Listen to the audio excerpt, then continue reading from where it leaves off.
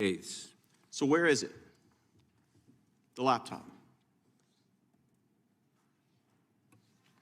Sir, I'm not here to talk about the laptop. I'm here to talk about the FBI cyber program. You are the assistant director of FBI Cyber.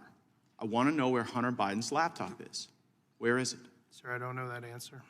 That is astonishing to me. Has FBI Cyber assessed whether or not Hunter Biden's laptop could be a point of vulnerability, allowing America's enemies to hurt our country? Sir, the FBI cyber program is based off of what's codified in Title 18, Title 18, Section 1030, a code which talks about computer intrusions, right, using nefarious intent network. Well, you've talked about passwords here. I mean, Hunter Biden's password on his laptop was Hunter02. He drops it off at a repair store. I'm holding the receipt from Max Computer Repair, where in December 2019, they turned over this laptop to the FBI. And what now you're telling me right here is that as the assistant director of FBI Cyber, you don't know where this is after it was turned over to you 3 years ago. Yes, sir, that's an accurate statement. How are Americans supposed to trust that you can protect us from the next colonial pipeline if it seems that you can't locate a laptop that was given to you 3 years ago from the first family, potentially creating vulnerabilities for our country? Sir, it's not in the purview of my investigative responsibilities. But that is shocking that you wouldn't, as the assistant director of cyber, know whether or not there are international business deals, kickbacks, shakedowns that are on this laptop that would make the first family suspect to some sort of compromise. Mr. Assistant Director, have you assessed whether or not the first family is compromised as a result of the Hunter Biden laptop? Sir, as a representative of the FBI cyber program, it is not in the realm of my responsibilities to deal with the questions that you're asking me. Has anyone at FBI Cyber been asked to make assessments whether or not the laptop creates a point of vulnerability? Sir, we have multiple lines of investigative responsibility in the FBI. They're all available in public source. Well, I would think you'd know this one. I mean, I would think that if the president's son, who does international business deals, referencing the now president with the Chinese, with Ukrainians, I mean, have you assessed whether or not the Hunter Biden laptop gives Russia the ability to harm our country? Sir, again, we can do this back and forth for the next couple of minutes. I don't have any information about the Hunter Biden laptop or the investigation. But should you? I mean, you're the assistant director of FBI Cyber. By the block and line chart, no, sir, I should not. Who should we put in that chair to ask questions about this laptop that FBI has had for 3 years? Sir, I'm not in a position to make a recommendation who should say. So you don't have it, you don't know who has it, you don't know where it is, you're the assistant director. You know, earlier you talked about whether or not you were the Grant Hill or the Christian Laettner. It sounds like you're the Chris Webber trying to call a timeout when you don't have one. So I mean, who is it? Do you even know who has it? Do you know who we should put in that chair to ask these questions to? No, sir, I don't know who has it. Well, could you find out and tell us? You're going to have to give us briefings, thanks to Mr. Liu and Mr. Massey's question about whether or not the FBI was taking a $5 million test drive on the Pegasus system that was being used to target people in politics, people in government, people in the media, people in American life. So will you commit to give us a briefing as the assistant director of FBI Cyber as to where the laptop is, whether or not it's a point of vulnerability, whether or not the American people should wonder whether or not the first family is compromised? Sir, I'd be happy to take your request back to our office.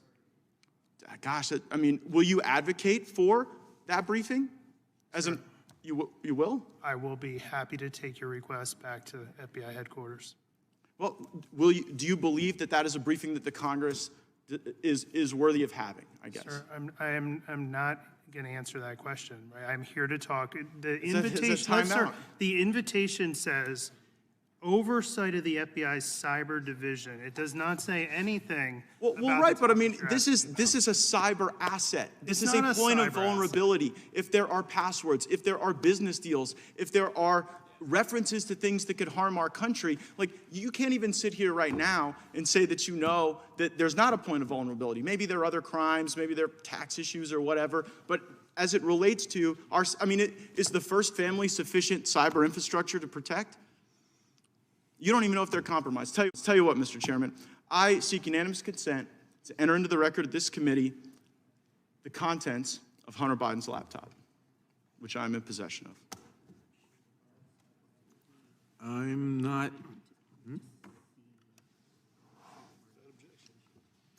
There's no objection to that.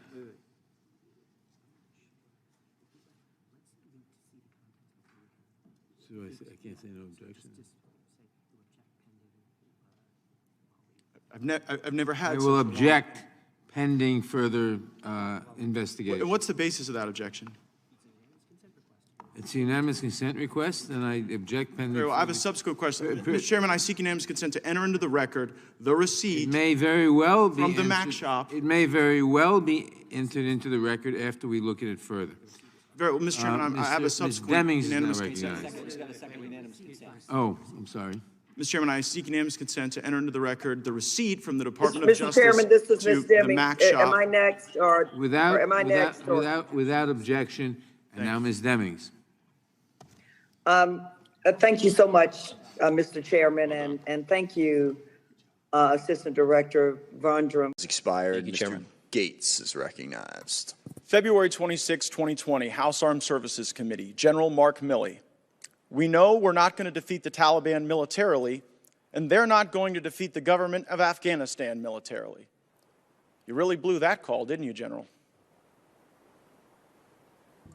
I believe that that was a issue of strategic stalemate, and that if we had remained in Afghanistan with the advisory levels of effort, then the government of Afghanistan. Well, that's an interesting Afghan answer to a security question. It's forces- just not one I asked. You spent more time with Bob Woodward on this book than you spent analyzing the very likely prospect that the Afghanistan government was going to fall immediately to the Taliban, didn't you? Not even close, Congressman. Oh, really? Because you said right after Kabul fell that no one could have anticipated the immediate fall of the Ghani government. When did you become aware that Joe Biden tried to get Ghani to lie about the conditions in Afghanistan? He did that in July. Did you know that right away? I'm not aware of what President Biden. You're not aware of Lying the or- phone call that Biden had with Ghani where he said, whether it is true or not, we want you to go out there and paint a rosy picture of what's going on in Afghanistan. You're the chief military advisor to the president. You said that the Taliban was not going to defeat the government of Afghanistan militarily, which, by the way, they cut through them like a hot knife through butter. And then the president tries to get Ghani to lie. When did you become aware of that attempt? Well, there's two things there, Congressman, if I may. One is what I said was the situation was stalemate, and if we kept advisors with there, the government of Afghanistan and the Army would have still been there. That's what I said. Whether that's right or wrong, I don't know. But seems wrong now with Well, the Taliban in we control. withdrew I have all a the- question we for withdrew all the Secretary advice. Austin. Secretary Austin, are you capable of assessing whether another has the will to fight? No, we're not, and that's the point that the chairman made earlier.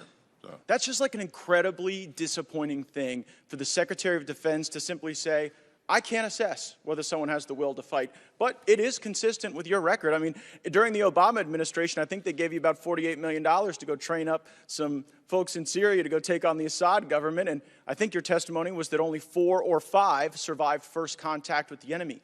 So what confidence should this committee have in you, or should the country have in you, when you've now confessed to us, and whether it's the swing and a miss in Afghanistan that General Milley talked to the Senate about yesterday, total failure, or whether it was your failures in Syria, you don't seem capable to look at a fighting force and determine whether or not they have the will.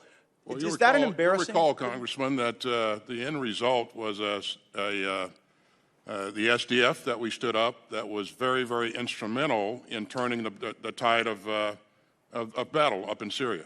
Oh, yeah, turned it so much. You've got Assad in power in Syria. You've got the Taliban in power in Afghanistan. I mean, where have you been? The focus was ISIS, Congressman, and those forces had significant effect on the ISIS network. It just seems like you're chronically bad at this, and you have admitted that, I guess, which is to your credit.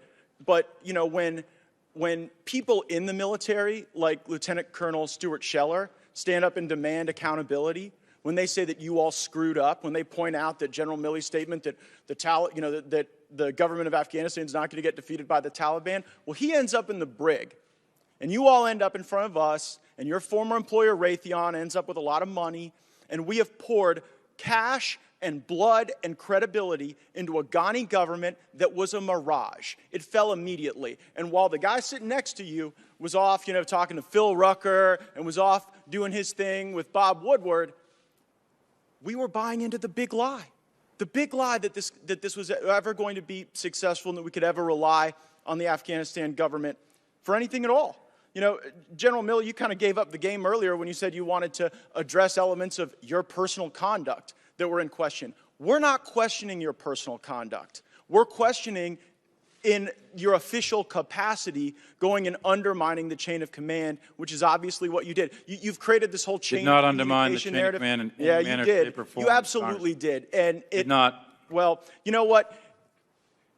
You said yesterday that you weren't going to resign when senators asked you this question, and I believe that you guys probably won't resign.